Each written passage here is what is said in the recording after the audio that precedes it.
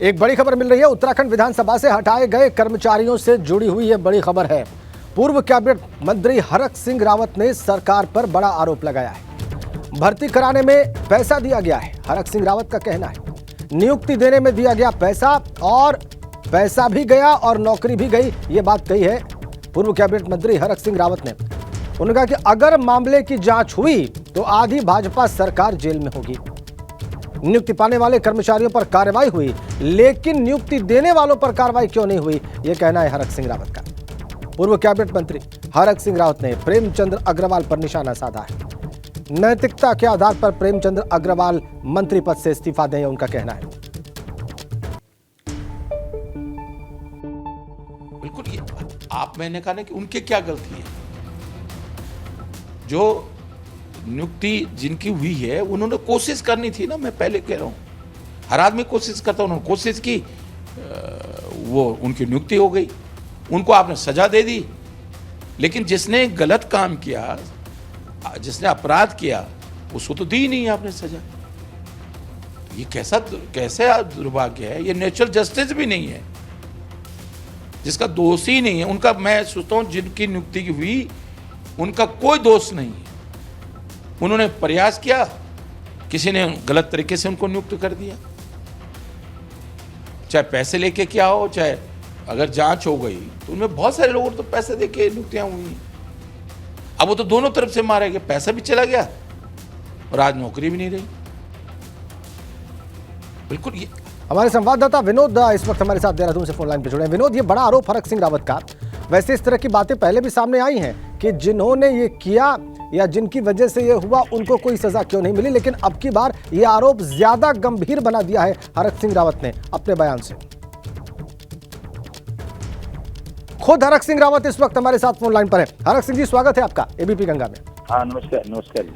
आप हरक सिंह जी, अभी हम आपका बयान देख रहे थे और आपकी बातें जो हैं वो निश्चित रूप से इस पे एक विचार मंथन आवश्यक है। आप ये कह रहे हैं कि जिनको नौकरी मिली, जिन्होंने पैसे दिए, उनकी तो नौकरी गई, लेकिन जिन्होंने पैसे लिए और जिन्होंने ये काम किया उनको कोई सजा क्यों नहीं? कौन है वो लोग, किन्होंने पैसे दिए, कितनी संख्या में दिए गए, ये सब भी दर्शकों को बताएं। देखिए, जो मेरी संज्ञान में तो जांच का विषय है, लेकिन मैं निश्चित रूप से मेरे संज्ञान में है कि चाहे विधानसभा में हो, चाहे अन्य शीर्ष न्यायालय में हो, इससे बहुत लेन देन हुआ है जो एक आम चर्चा है। और मैं बिल्कुल अगर ये बयान में दे रहा हूँ जी, तो मेरे निश्चित रूप से संज्ञान में है। लेकिन क्योंकि ये तो एक बड़ा जांच का विषय है, इसलिए बच्चे भी, हम सब लोग भी सीबीआई की जांच की मांग कर रहे हैं। इसमें सीबीआई की जांच होनी चाहिए। लेकिन ये निश्चित रूप से कि बिना इसमें बड़ा लेन देन हुआ है। और उसके बाद नौकरियां लगी, वो तो नौकरी से हटा दिए गए। और लेकिन जिन लोगों ने पैसा लिया, जो लोग इसके लिए गैर कानूनी काम करने के लिए जिम्मेदार हैं, जी, वो लोग भी आज भी पदों पर बैठे हैं। तो ये ऐसा दुर्भाग्य है उत्तराखंड का कि जो अपराध कर रहा है, जो गलत काम कर रहा है, तो बेरोजगार नौजवानों के भविष्य के साथ खिलवाड़ कर रहा है, पैसा भी ले रहा है और गलत तरीके से नौकरी लगा रहा है। और वो आदमी, वो लोग फिर भी सत्ता में बैठे हैं, सरकार में बैठे हैं, कुर्सियों पे बैठे हैं।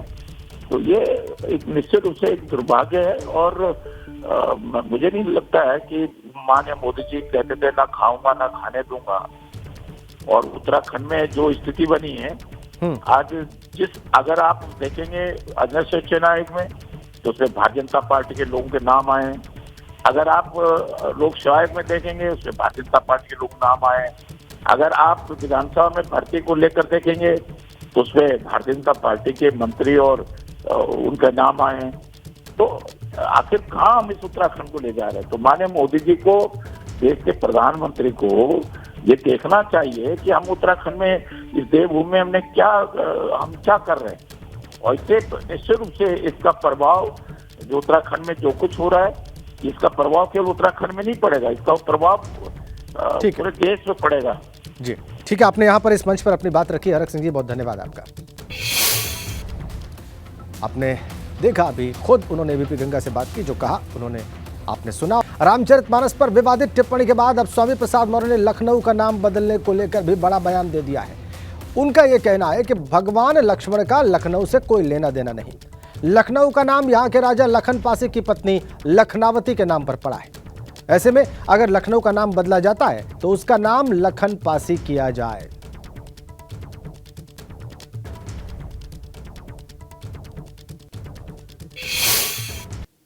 आपत्ति हमें है क्योंकि लखनऊ में लक्ष्मण का कोई योगदान नहीं है। लखनऊ राजा लाखन पारसी की धरती रही है। लखनऊ राजा लाखन पारसी की राजधानी रही है। उनकी लाखन पारसी की पत्नी का नाम था लखनावती। लखनावती से लखनऊ का नाम पड़ा है। अगर लखनऊ लखनऊ ही रहेगा, अगर नाम बदलने की आवश्यकता पड़ती है तो लाखन पारसी के नाम पर उसका नाम रखा जाए, जिस लाखन पारसी की राजधानी। बयान देखा आपने। अब लखनऊ पर क्या बोले स्वामी प्रसाद मौर्य, ये आपको तथ्यों के साथ दिखाते हैं, बताते हैं। उन्होंने कहा कि लखनऊ का नाम बदलकर लखनऊ पासी कर दो, ये उनकी मांग है।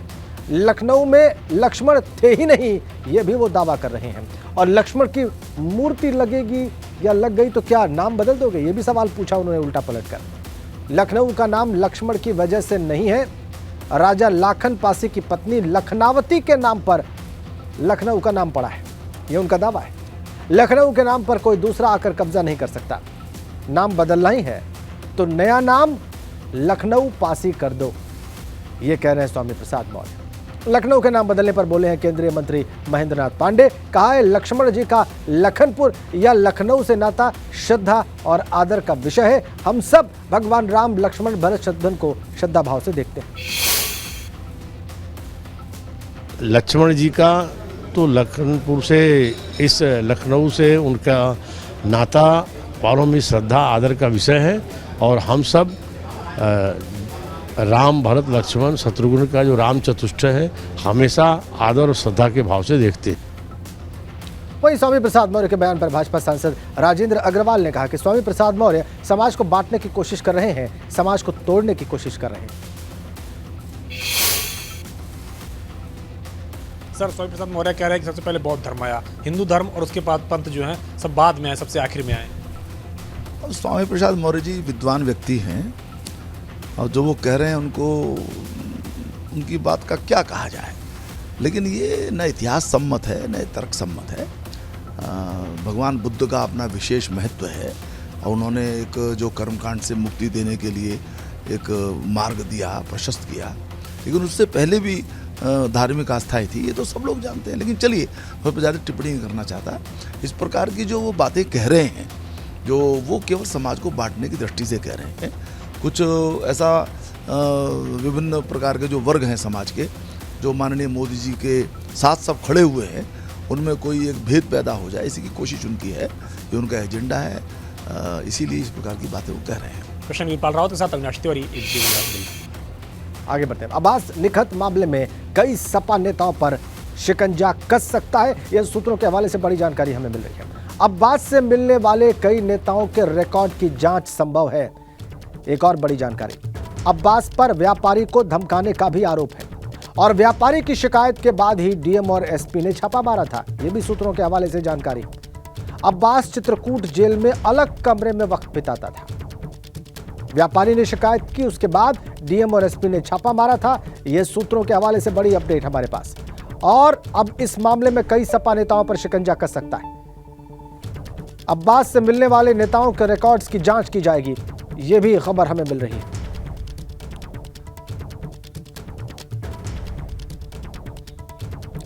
फोन लाइन पर हमारे साथ जुड़ गए हैं चित्रकूट से हमारे संवाददाता जियाउल हक, और वो हमें ज्यादा जानकारी देंगे इस बाबत। जियाउल, क्या जानकारी है आपके पास? और आपको बता दें कि 10 तारीख को अब्बास अंसारी की पत्नी को जेल से गिरफ्तार किया गया था। उसके बाद लगातार पुलिस अभी भी उससे जुड़े हुए लोगों की तलाश कर रही है। कौन चित्रकूट में उसके परिवार को शरण दे रहा था, कौन कमरा दिलवा रहा था और कौन कौन मिलवाने में शामिल था, इसको लेकर के पुलिस लगातार अभी भी जांच कर रही है। बहुत जल्द हो सकता है कि सपा के कई बड़े चेहरे सामने आएंगे जिन पर पुलिस शिकंजा कसेगी, ऐसा बताया जा रहा है। सूत्र बता रहे हैं कि जैसा कि पूर्व में भी हमने अपने दर्शकों को बताया था कि जेल के प्रशासनिक अधिकारियों को अब्बास अंसारी के परिवार ने काफी महंगे गिफ्ट, यहाँ तक कि बताया जा रहा है कि इनोवा कार भी गिफ्ट की थी, जिसके बाद से जेल प्रशासन ने अब्बास के परिवार के सामने घुटने टेक दिए थे और वो वही गिफ्ट की वजह से वहाँ पे जेल में इनके परिवार ने उस जेल को होटल में तब्दील कर दिया था। कभी भी आते थे, कभी भी जाते थे, लेकिन कोई रोक टोक और कोई लिखा पढ़ी नहीं हुआ करती थी, जिन सब को लेकर के जेल प्रशासन और जिला प्रशासन दोनों जेल के रिकॉर्ड को, सीसीटीवी कैमरे को खंगालने में लगा हुआ है। जी, ये इसका मतलब आप बता रहे हैं ज़ियाउल हक के तमाम चीज़ें खंगाली जा रही हैं, सीसीटीवी कैमरास जेल के खंगाले जा रहे हैं, रिकॉर्ड्स खंगाले जा रहे हैं, कौन कौन मिलने आता था, किससे बात होती थी, तो ये माना जाए कि बहुत जल्दी कोई और बड़ा एक्शन हो सकता है? जी, बहुत जल्द उम्मीद पाई जा रही है कि जिला प्रशासन जिस तरीके से पहले भी इस मामले में गोपनीयता बरतते हुए यहाँ तक कि प्राइवेट वाहन से जाकर के छापा मारा था, सेम उसी तरीके से, उसी तर्ज में, चूंकि जो चित्रकूट की एसपी वृंदा शुक्ला है और जो डीएम है अभिषेक आनंद, उन दोनों ने बहुत ही संजीदगी दिखाते हुए, बहुत ही सही तरीके से, सही ढंग से अपनी चीजों को रखते हुए किसी को कानो कान खबर नहीं होने दी और चुपचाप जाकर के छापा मारा था। उसी तर्ज पे जिला प्रशासन फिर से अंदरूनी तरीके से, गोपनीय तरीके से फिर एक जो है बड़ी जांच कर रहा है, जिसकी किसी को कानो कान भनक नहीं है। हो सकता है कि 24 से 48 घंटे में कोई बड़ी तस्वीर सामने आए। वहीं जिला प्रशासन ने मांग की थी जेल प्रशासन से अब्बास अंसारी के जेल को बदलने की। हो सकता है कि 24 से 48 घंटे में जेल अब्बास अंसारी की बदलने की मंजूरी मिल जाए और जिला प्रशासन उसके लिए पूरी तैयारियां कर चुका है।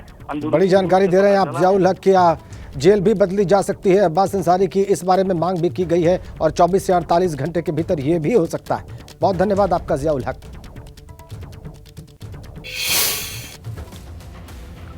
चलिए आगे बढ़ते हैं। अब्बास निकहत मामले में कई सपा नेताओं पर शिकंजा कस सकता है, जैसा कि हमने आपको बताया। रिकॉर्ड खंगाले जा रहे हैं, जांच की जा रही है और डीएम और एसपी ने व्यापारी की शिकायत के बाद छापा मारा था। अब्बास चित्रकूट जेल में अलग कमरे में वक्त बिताता था। छापा मारने के बाद अफजाल अंसारी का यह कहना है, बचाव किया गया है, दावा किया गया है कि निकहत जेल में पर्स लेकर गई ही नहीं थी। निकहत के साथ जो महिला गई थी, पुलिस ने उससे पर्स लिया था। अब्बास से मिलने वाले नेताओं के रिकॉर्ड की जांच होगी, लेकिन इस बीच में अफजाल अंसारी ने निकहत का बचाव किया है। निकहत को फंसाया गया है, यह कहना है अफजाल अंसारी का। सांसद हैं गाजीपुर से, कह रहे हैं निकहत अपने साथ पर्स लेकर नहीं गई थी। देखिए क्या कह रहे हैं।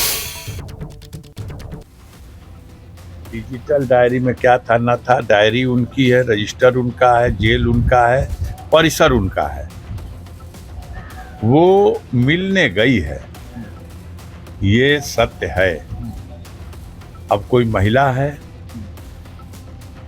अगर उसके हाथ में कंगन है, उसके गले में सिकड़ी है, उसके कान में बाली है, आभूषण भी मिला है।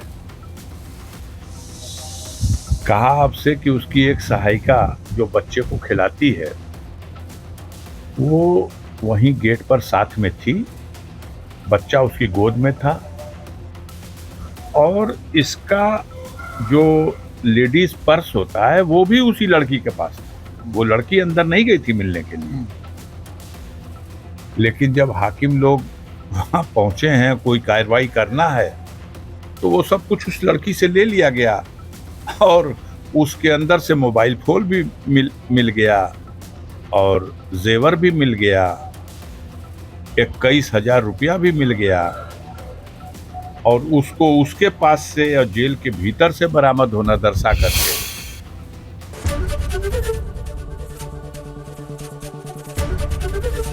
एबीपी गंगा, खबर आपकी, जुबान आपकी।